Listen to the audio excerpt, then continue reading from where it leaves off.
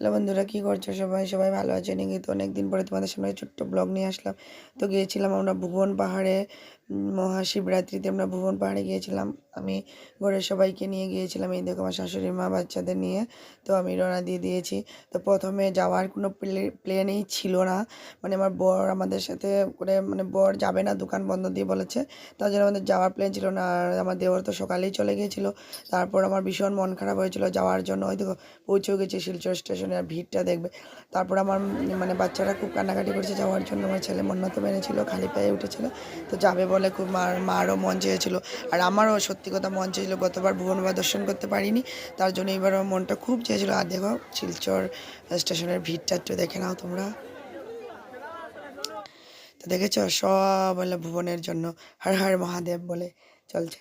তো তারপর আমরা এখান থেকে নেমে অটোতে করে ভুবন তীর্থের রাস্তাতে রওনা দিয়ে দিলাম। তো নেমে গেছি এখান থেকে, এখন এখান থেকে পায়ে হেঁটে যাবো। আর এখানে এসেই হঠাৎ আমার বর ফোন করে বলছে অনেকে স্কুটি নিয়ে চলে গেছে। হঠাৎ গিয়ে আমাদেরকে সারপ্রাইজ দিল। প্রথম তো আমি বিশ্বাস করিনি, তারপরে দেখলাম সত্যি অনেকটা দূর দেখো স্কুটি নিয়ে চলে গেছে, তাহলে তো আমাদের সাথেই যেতে পারতো।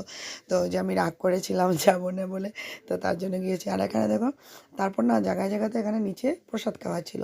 আর এইবার প্রসাদটা অনেক লাইন ধরে খাওয়াচ্ছে, গত বছর এমন হয়নি। তো এত ভিড় লাইন দেখে আমরা ভাবলাম যে হয়তো উপরে গেলে আরও পাবো। তো সবাই বলছে যে আমরা পাড়ার অনেকজন ছিল, ম্যাক্সিমাম আমরা না হলে 15 জন, না হলে 18 জন এরকম ছিলাম, পাড়ার অনেক লোক ছিল। তো সবাই বললো যে এখানে লাইনে দাঁড়িয়ে আর কি করবো, তো আর উপরে গিয়ে এই যে আমার বাবু খালি পায়ে যেতেছে, খালি পায়ে ভুবন পাহাড় শুরুবাদ, ভুবন যাত্রা শুরু।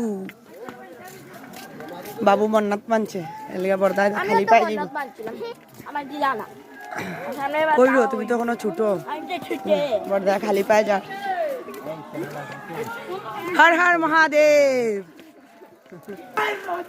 হর হর মহাদেব, হর হর মহাদেব।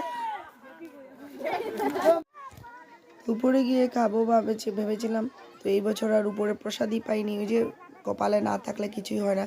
ঘর থেকে লাস্ট দুপুরবেলায় ভাত খেয়ে আমরা সবাই বেরিয়েছিলাম আগের দিন, আর পরের দিন রাত্রি এসে আর ঘরে খেয়েছি। না আসবার পথে প্রসাদ পেলাম, না যাবার পথে প্রসাদ পেলাম।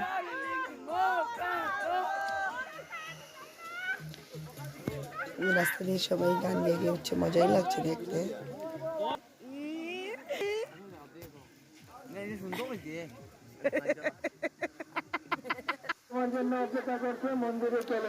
তো প্রসাদ পাবো পাবো ভেবে ভেবে পুরো রাস্তা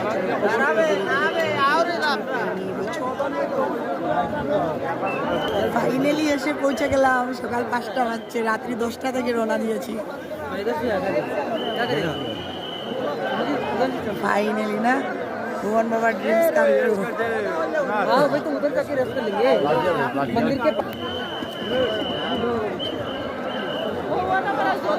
ও কষ্ট কইরাও আইতায় দর্শন করতে, গতবারও আইসলাম এইবার। তো এসে পৌঁছে গেছি। তো তারপর আমরা স্নান করার জন্য দেখলাম যে লাইন দিতে হয় জলের। তো এবছর কীরকম করেছে, স্নানও নেই, মানুষ লোককে ছিটা দিয়ে দিয়েছে। তা আমার তো মনে হয় যেন আমি ছিটা দেবো, তার জন্য আমি 100 টাকা দিয়ে জলের একটা টিন কিনে নিয়েছি স্নান করার জন্য লাইন দিয়ে। তারপর স্নান করে ফ্রেশ ট্রেশ হয়ে তারপর পুজো দিবার জন্য লাইনে দাঁড়িয়ে আছি। ভুবন বাবার দর্শনে বলেছি যতটা রাত হোক আমি তাওয়ার পরও পুজো দেবো। আর দেখো বাচ্চাদের তো খুবই মানে শরীরটা খারাপ করেছে। তো খারাপ করবেই, কারণ আগের দিনকে দুপুরে লাস্ট খেয়ে বেরিয়েছে, এই পাহাড় দিয়ে না খেয়ে উঠে শুধু জল খেয়ে খেয়ে। এবছর গত বছর রাস্তায় রাস্তায় অনেক খানিও কিনে কিনে খেয়েছিল, এবছর তেমন কিছুই ছিল না, শুধু জলটাও তো সবাই জানো যে যে গিয়েছিলে, হ্যাঁ 10 টাকার জল 40 টাকা, তোমার 2 লিটারই জল এটা 30 টাকারটা, এটা হলো 100 টাকা। কিছু করার নেই, তারপরেও কিনতে হয়েছে। আর এবছর তো প্ল্যান ছিল না, তার জন্য তেমন কিছু সঙ্গে করেও নিয়ে যেতে পারিনি। গত বছর অনেক কিছু ছিল।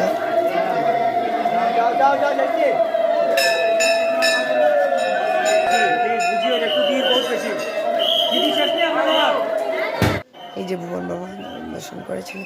তো যাই হোক ফাইনালি স্বপ্নটা পূরণ হয়েছে, এত কষ্টের ফল পেয়েছি। তারপর আমরা রওনা দিয়ে দেবো। কত সময় বসে পুরো ব্লগটা আমি নিতে পারিনি, যা ভালো লেগেছে একটু একটু করে আমি ভিডিওটা করেছি। তো ভাবলাম আমি তোমাদের সাথে একটু শেয়ার করি, অনেকদিন ধরে শেয়ার করছি না। তারপরে যে আমরা কৃষ্ণপুরের রাস্তা দিয়ে রওনা দিয়ে দিচ্ছি, যাওয়ার সময় মতিনগরের রাস্তা দিয়ে গিয়েছিলাম, ওখানে কৃষ্ণপুরের রাস্তা দিয়ে। তো ঠাকুরের আশীর্বাদে শরীরে তো ওটা খারাপ কিছুই করেনি, তো কিন্তু এনার্জি আর চলছে না। দেখো ধুলো, দেখো পুরো সাদা হয়ে গেছে। Finally dreams come true. কারণ গত বছরও গিয়েছিলাম, ভুবন ঠাকুর দেখতে পারিনি, এবার ভুবন বাবার দর্শন হলো, তার জন্য গেলাম। তো এখন আমরা পুজো দিয়ে নেমেও যাচ্ছি। 12:30 বাজে, 12টা থেকে রওনা দিয়েছি। তো সুন্দর মতনই পুজো দিয়েছি, ভুবন বাবা দর্শন করেছি। লাইনে 10:30টার সাথে সাথে শেষ হয়ে গেছে লাইন। খুবই ভালো, মনটা মানে এত খুব খুব খুব খুব খুব খুশি হয়েছে, তো ভালো লেগেছে। মানে ভুবন ঠাকুরের দর্শনটা করে গত বছর দর্শন করতে পারিনি এই ভিড়ের জন্য। তো আমরা যখন ভবন মানে উঠেছি ভুবন পাড়ে, তখন আমরা মতিনগর দিয়ে গিয়েছিলাম, এখন আমরা কৃষ্ণপুর দিয়ে নামছি। তো ঠিক আছে, যে কৃষ্ণপুরের রাস্তা একবার উঁচা একবার নিচা। নামার পথে যে মন্দির দেখছি, আর নামার পথে জানো তখনও দেখেছিলাম যে জায়গায় জায়গায় প্রসাদ খাওয়াচ্ছে, সেখানে সবাই মিলে গিয়ে, আমার তো উপাস, আমি ভাবছিলাম ঠাকুরকে ডাকছিলাম, মহাদেব একটু যদি আমার বাচ্চাদের জন্য কিছু প্রসাদ পেতাম। তো যেখানেই যাচ্ছে সেখানেই প্রসাদ, সেই যে আগের দিন গিয়ে প্রসাদ পেয়েও তো আমরা বললাম যে উপরে গিয়ে খাবো, তার জন্য মহাদেব আর কপালেই প্রসাদ লেখেনি। তো কপালে না থাকলে আর কিছুই হয় না, যা ছিল তাই হয়েছে, নামার পথেও পাইনি। আর এনার্জি চলছে না,